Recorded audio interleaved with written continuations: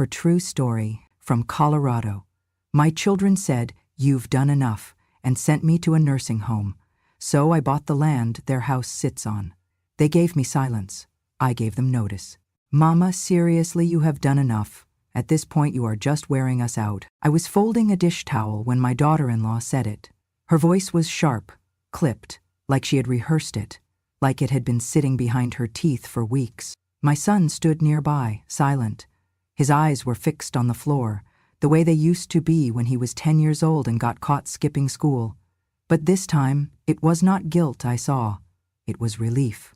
Like something heavy was about to be taken off his shoulder. She did not stop there. The nursing home in Boulder has 3 hot meals a day and weekly housekeeping.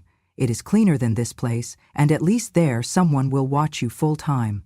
You need to be somewhere you can rest and rot in peace in that dog cage, not cluttering up our life. I paused. I pressed my fingers into the soft, faded towel and willed them not to shake. "My name is Ruth. I am 78 years old. I used to be a second-grade teacher. I baked pies for the school auctions, ran the TTA, ironed my husband's shirts until the cancer took him away in the fall of 2001.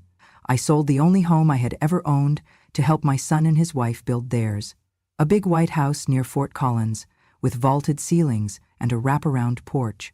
I thought I would be welcome in it. I thought I was building a place where 3 generations could live and laugh together. I thought wrong. I kept my voice steady as I folded the towel and placed it in the drawer. "When?" "What?" My daughter-in-law blinked. "When are you sending me to Boulder?" I asked. She looked surprised by my calm. "Tomorrow. We already filled out the intake. They have a room ready." I nodded. No fight, no begging, no tears. Just a quiet nod from a woman who had finally read the fine print on the life she had written for others. That night, I packed my belongings. Not much to take. A few sweaters, a photo of my late husband, my wedding ring, which no longer fit but I still carried in a velvet pouch, my Bible, and the deed, the old dusty folder with the property papers I had never thrown away. I kept it in the bottom of my suitcase. My hands trembled a little when I zipped the bag. Not from fear, from memory. I remembered the first time I bathed my son when he had chickenpox. I remembered sitting up all night sewing his Halloween costume. I remembered paying for his college textbooks when his part-time job was not enough. I remembered everything he seemed to have forgotten. The next morning, they loaded my suitcase into the back of the car. My granddaughter did not say goodbye. She had gymnastics practice. My grandson barely looked up from his phone. I suppose they were not told the truth. Or maybe they were. Maybe it was easier to say. Grandma needed a break, then Grandma was in the way. We drove in silence for most of the ride. My son kept his eyes on the road. His wife scrolled through her phone. I stared out the window. The sky was wide and gray. The mountains in the distance were dusted with snow. It was January. Cold, familiar. When we pulled up to the facility, it was nicer than I expected. Glass doors, smiling receptionist, a fireplace in the lobby with chairs arranged like someone still believed in conversation. "We will visit when we can," my son said, not looking at me. I nodded again. That was all I could offer him now. Nods. The intake nurse was kind. She asked me about allergies, medications, diet preferences. She asked if I wanted a television. I said no. I had enough voices in my head already.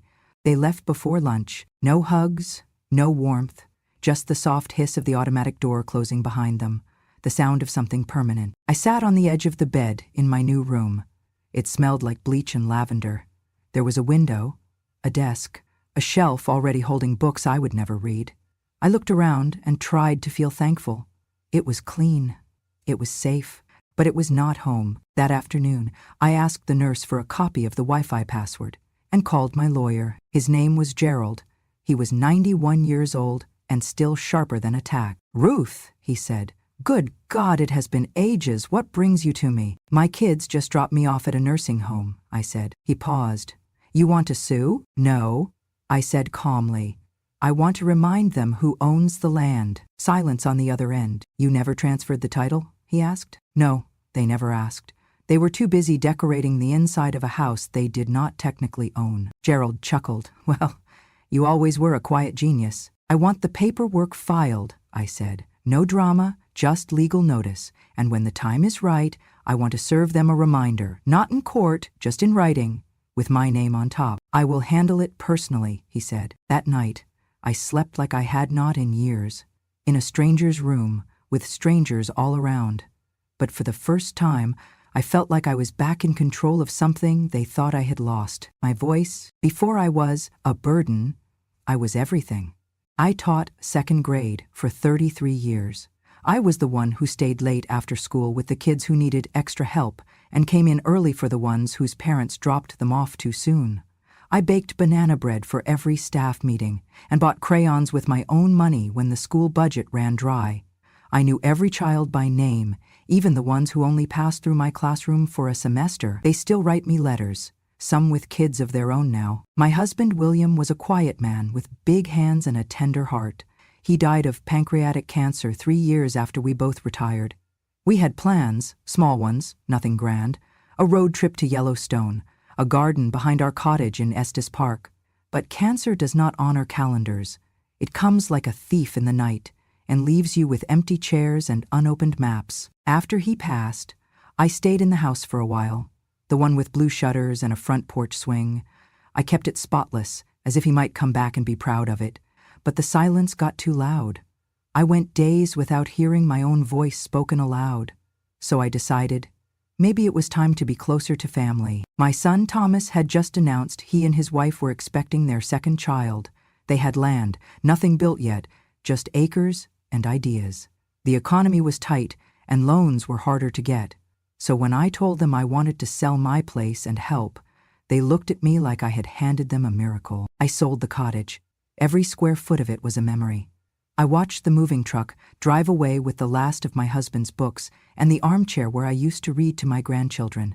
It hurt, but I told myself it was for something greater, for family, for a future that still had room for me. I wired the money, nearly every cent I had left after paying off medical bills and funeral costs. I told them, use it for the house. I do not need much, just a little room in the back, somewhere I can drink tea in the morning and kiss my grandbabies goodnight. They called me generous, saintly. You saved us, they said, and I believed them. The house went up quickly. Cream siding, big kitchen, hardwood floors and a fireplace that turned on with a switch. They picked out every detail. I just smiled and said it looked beautiful. At first, everything felt right. I moved into a small guest room while they finished the basement. My grandson would crawl into my bed with picture books. My granddaughter would help me make brownies, sneaking chocolate chips when she thought I was not looking. I cooked dinner a few nights a week, helped with laundry, ran errands, nothing big, just useful.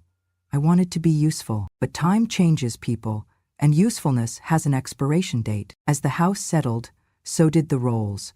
I started hearing things I had never heard before. Mom, can you not rearrange the pantry?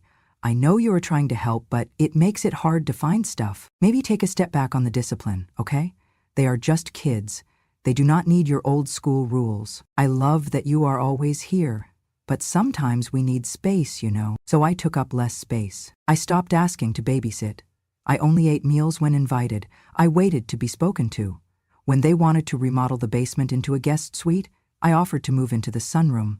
It is bright, I said. I like it. No one argued. By the second year, I stopped feeling like a part of the home. I felt more like a placeholder, like furniture no one wanted to throw away, but no longer used. And still, I stayed quiet, because I loved them, because I remembered rocking my son to sleep, because I believed, somewhere inside, they still saw me as more than a leftover. But I was wrong. I gave them my home, my savings, my hands, and my time. I gave them my name on the deed, and slowly, they gave me silence. At first, they gave me the guest room upstairs. It had a small window that faced the driveway and a soft green quilt I had sewn when Thomas was still in high school. They called it my space, said I could decorate however I liked. I hung a picture of William by the lamp. I lined the shelf with my old books. I made it feel like home, or at least the closest thing to it. But things change. It started small. One day, they said they were hosting a friend for the weekend and asked if I could temporarily sleep downstairs in the basement. just a few nights. The guest room had a better mattress, they said, and they wanted to make a good impression. I did not argue. I packed my nightgown and moved into the unfinished room below. Concrete floors, a pull-out couch that creaked, no windows, no clock, just a lamp with a flickering bulb and a smell that reminded me of damp laundry. The weekend came and went, but I never moved back upstairs. They never mentioned it, never invited me back to my room.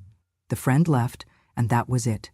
My space became their spare space, and mine became invisible. Meals changed, too. In the early months, I ate with them, set the table, passed the rolls, listened to my grandson tell stories about recess, and my granddaughter recite spelling words with confidence. But slowly I was asked to eat earlier.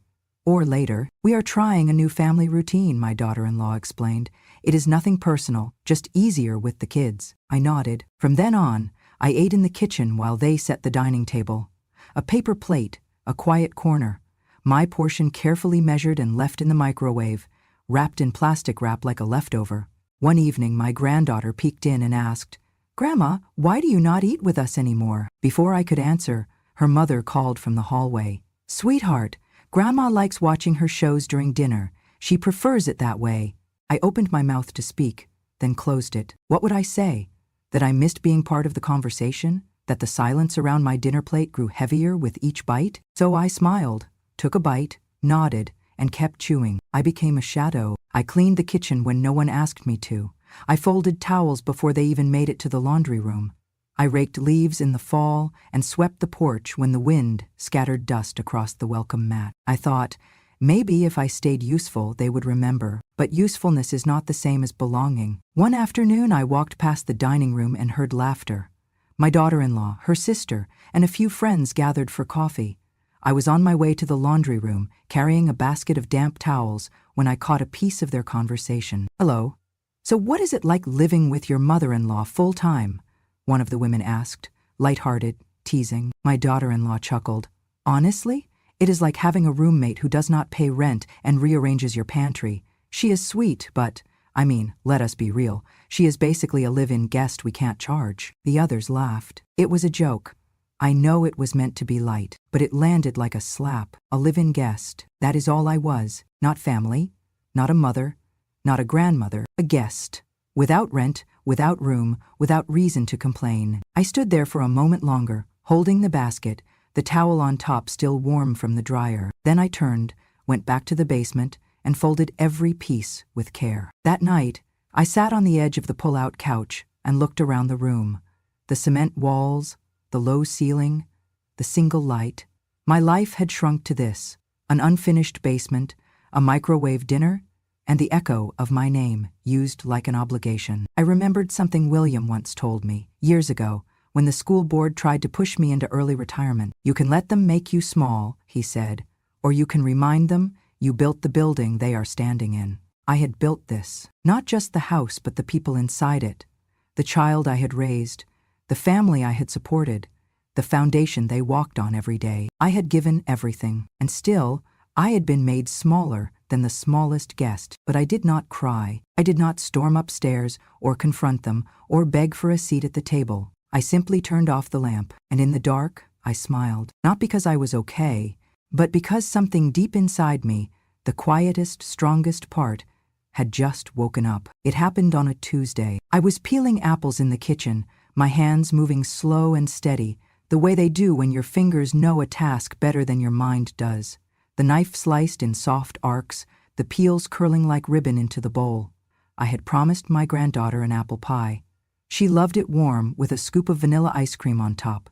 I had just finished the third apple when I heard footsteps behind me. It was Thomas and his wife, both of them, together. I turned and smiled. "Pie's in progress," I said lightly. They did not smile back. "Mom," Thomas said, his voice measured, rehearsed. "Can we talk for a moment?" I set the knife down, wiped my hands on a dish towel, followed them into the living room. The couch was too big for the room. The fireplace flickered on even though it was almost spring. Everything smelled like lemon cleaner and something else I could not name, something tight, cold. They sat down. I stood. Thomas cleared his throat. "We have been thinking, and we believe it might be time for you to rest. Properly." I tilted my head. Rest? He looked at his wife. She jumped in. The house is getting crowded, Mom. The kids are growing. We need more space. You know how chaotic it is, and it is just not healthy for anyone right now. I looked between them. Their hands folded neatly, their expressions too still. So, she continued, we found a wonderful assisted living center. It is just outside Boulder. Clean, friendly staff. We already submitted the application. They have a room ready. I said nothing. She kept going. They serve 3 hot meals a day. They have bingo nights and Bible study. It is not a nursing home. It is a community. You will have your own space. And privacy. Privacy, like a stray dog behind a gate. Thomas nodded, as if finalizing a transaction. It is best for everyone, Mom. You deserve care, real care. And we need to be able to breathe again. Breathe. As if my presence had choked the air from their lungs. I did not scream. I did not beg. I looked at my son, my only child, and wondered if he remembered the nights I stayed awake when he had night terrors. If he remembered the time I pawned my wedding ring to buy his band uniform. His eyes did not meet mine. When? I asked. This afternoon, his wife said briskly. They are sending a car. A car, like I was a package being picked up. Like this was Amazon returns. I see, I said. I walked downstairs to the basement and began to pack. Not much to take. A few cardigans, a framed photo of William, my Bible, a wool blanket I had knitted during the long Colorado winters. I slipped the envelope into the side pocket of my suitcase, tucked beneath a pair of socks. They never asked about the deed. They had assumed it was theirs. The house was theirs. But the land? Oh, the land. Still whispered my name in ink. Upstairs, I heard laughter. My granddaughter giggling at a video. My grandson arguing about video game time. No one came down to help me pack. By the time the Uber arrived, I was waiting at the curb. A black sedan, clean, quiet. The driver stepped out and opened the door. Are you Ruth? I nodded. Thomas and his wife stood in the doorway but did not approach. My son gave a small wave, like I was heading out on vacation. His wife wrapped an arm around his waist and whispered something I could not hear. My grandchildren were not even home. They had practice or homework or nothing at all to say. I stepped into the car. The door closed with a gentle click. The driver pulled away. I did not look back. There was nothing left behind me worth seeing. The ride was long. The trees blurred past. The sky hung low and wide, gray and endless. I folded my hands in my lap and exhaled. I had not cried. I would not cry. Some endings are not loud. They are just, final. The nursing home in Boulder was quiet. The kind of quiet that does not comfort. It presses on your chest like a pillow too heavy to move. The meals came on time. The nurses were kind, or at least practiced in the art of kindness. There were bingo nights, as promised, Bible study on Wednesdays, but no one looked you in the eye for too long. Everyone walked with slippers that barely touched the floor, as if trying not to wake a dream we were all trapped in. I spent most of my days by the window, a small chair, a side table. My cup of tea went cold often, but I sipped it anyway. I had brought one suitcase. That was all I needed. In that suitcase was the folder that held the deed. I had kept it all these years. Not for power, not for pride, just for record. In case someone ever needed to know where everything began. And now, someone did. I took it out one afternoon when the sky turned that soft, aching blue Colorado does so well. I laid the pages out on the table, smoothed the creases, and read every word. My name, my husband's, the date of sale, the legal parcel number, the notarized signature, the line that said, owner of record. And there it was. Still me. Not them. Not their LLC, not their mortgage company, not their new address label on Amazon. Me. I had never transferred the title. They had never asked. Too busy picking backsplash tiles and arguing over garage shelving. They thought because they had built something, it meant they owned everything beneath it. But they had built a house on land that was not theirs. And land is power. I picked up the phone and called Gerald. Gerald Washington had been our family attorney for years, back when lawyers were paid in pies and handshakes. He had retired officially, but I knew better. Men like Gerald did not retire. They waited for justice to wake them back up. Ruth, he said, his voice still strong despite the static, Well, I will be damned. What are you calling from, heaven or prison? Neither, I said. But I might be the ghost in someone's future if you help me. I explained everything, the sale, the house, the treatment, the exile, and then I said the line I had been rehearsing in my head for weeks. I want to revoke permission, legally, quietly, no screaming, no scandal, just paper. He laughed, not because it was funny, but because it was good. You always were 3 steps ahead of the rest of us, he said. I will handle it personally.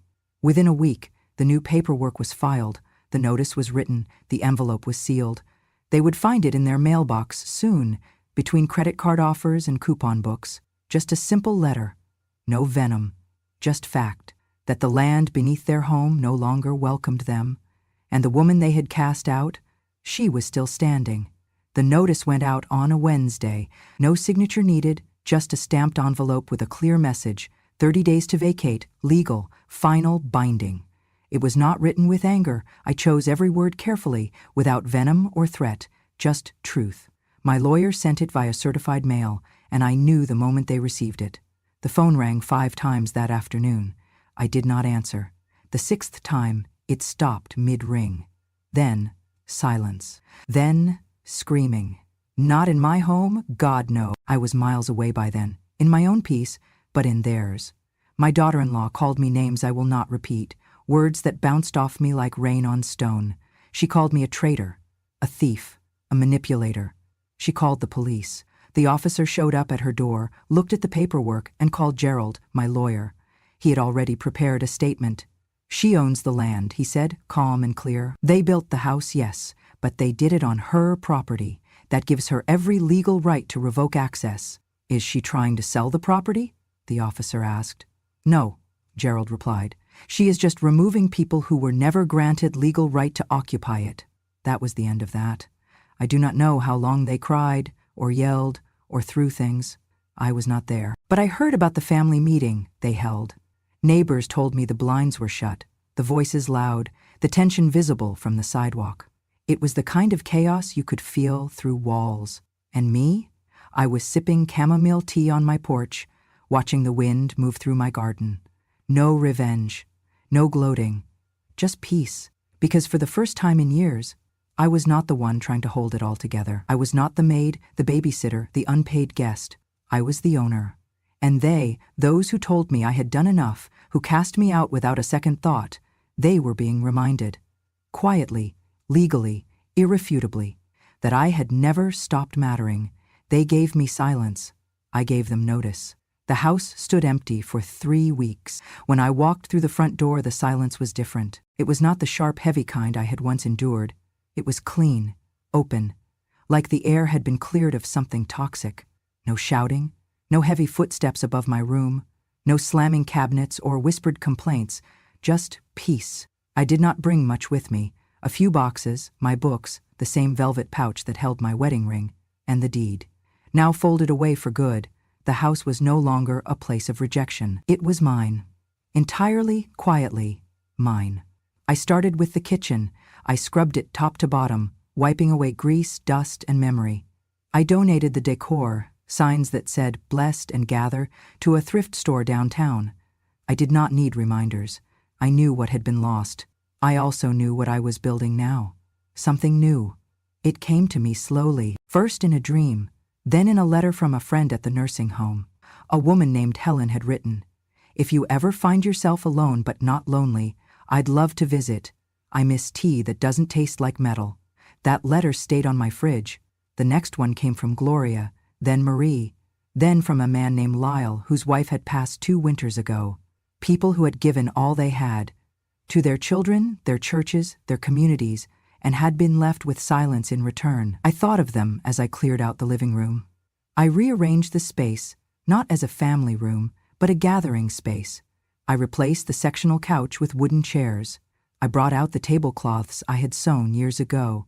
I put a kettle on the stove and a vase of fresh-cut daffodils by the window. I printed a flyer at the library and pinned it to the board by the grocery store. Miss Ruth's house. Tea, talk, and time for us. Thursdays at 2 p.m., women 60+ welcome. No RSVP. Just come. The first week, 2 women came. By week 4, There were 11. We sat in a circle, teacups in hand. No agenda, no timer.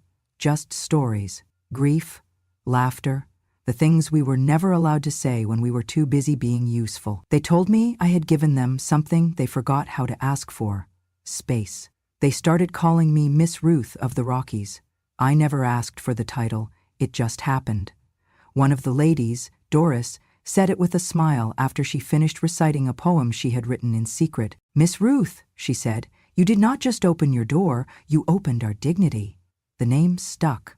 Soon, Miss Ruth's house became more than Thursdays.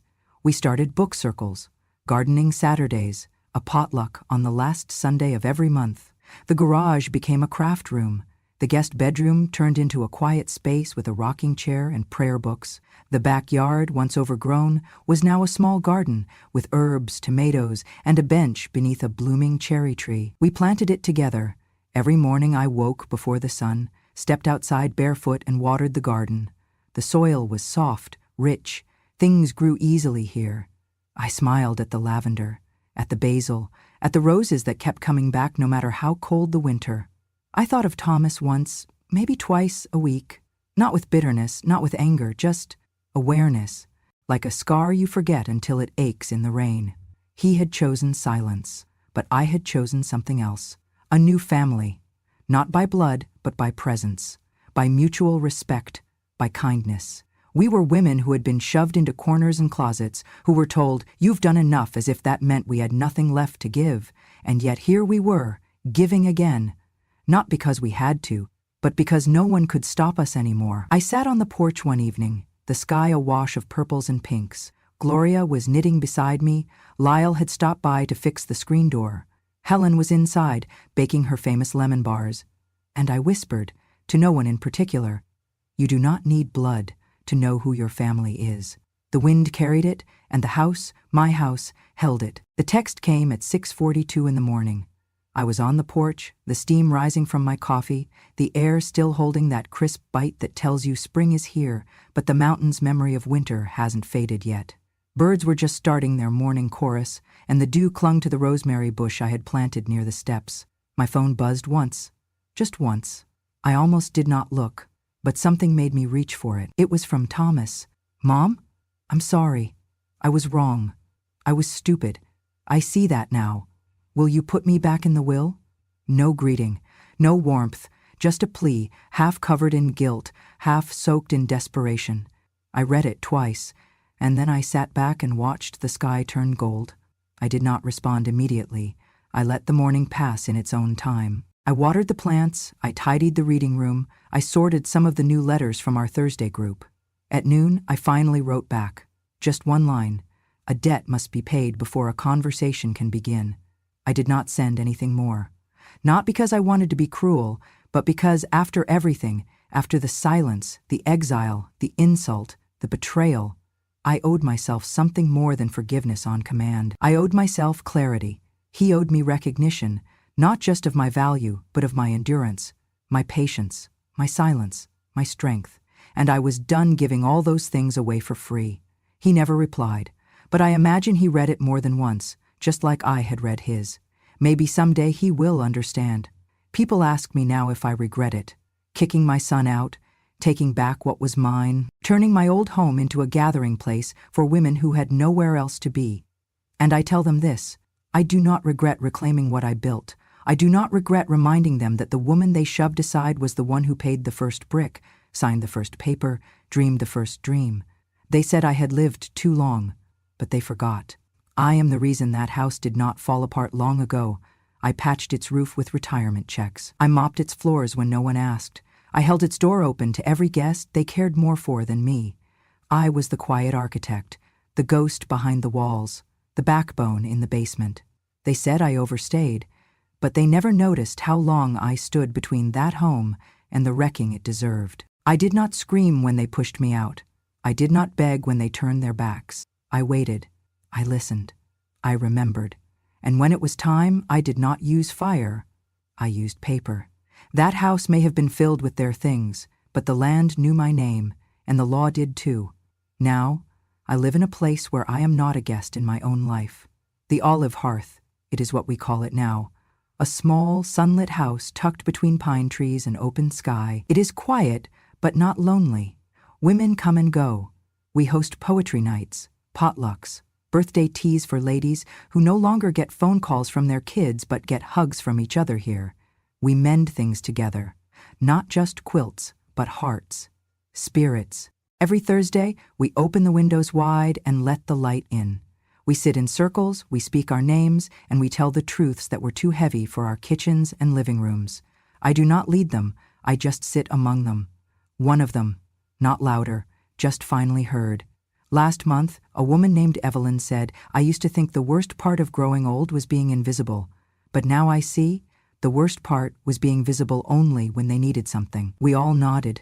We knew. But now, we are visible for who we are, not what we can do. Sometimes, when I water the herbs in the back garden, I think of Thomas, not with hate, not with longing, just stillness. I remember him as a child, his small hand holding mine on the first day of school. I remember his face when he rode his first bike, when he cried after his father's funeral, when he told me he and his wife were expecting. Those are the pieces I keep, but I do not keep the silence or the betrayal. Those things I buried. In the same earth where I now grow lavender and peace lilies, this home, this life, is not loud, it is not dramatic, it is quiet justice, the kind that blooms slowly, but never wilts. And if someone ever knocks on my door again, someone looking for kindness, not charity, for connection, not apology, I will let them in, but only if they come with honesty. Because I have learned, kindness is not weakness, it is choice. And now, finally, I choose it for myself. And so, that is the story. Of a woman they said had done enough, of a house built on forgotten sacrifice, of a silence so thick it could have buried her. But she rose, not in anger, not in vengeance, though both would have been justified, but in something far more powerful, clarity. If you have ever been the one who gave and gave until your name was no longer spoken with love but with inconvenience, if you have ever been pushed to the corner of your own family, if you have ever been told, "You've done enough," when all you wanted was to be remembered, not repaid, then you know. You know what it means to sit in a room you helped pay for and feel like an intruder. You know what it means to hold your tongue when your heart is screaming. You know what it means to watch the people you raised become strangers. But I want you to remember this. You are not invisible. You are not too much. You are not too old to matter. And you are never, ever without power. Revenge does not always come with fire. Sometimes it comes with a deed and a deadline, with a signature, with the quiet click of a door locking behind you for the last time. And what waits on the other side is not bitterness, it is rebirth. Here at Grandma, true stories, these are not tales made for pity. They are not bedtime fables or soft memories dipped in nostalgia. They are truths, told aloud, often for the first time. From the quietest woman in the room, the one you overlooked at dinner, the one you rolled your eyes at when she said too much, the one you forgot had a past that roared. Well, now she is speaking.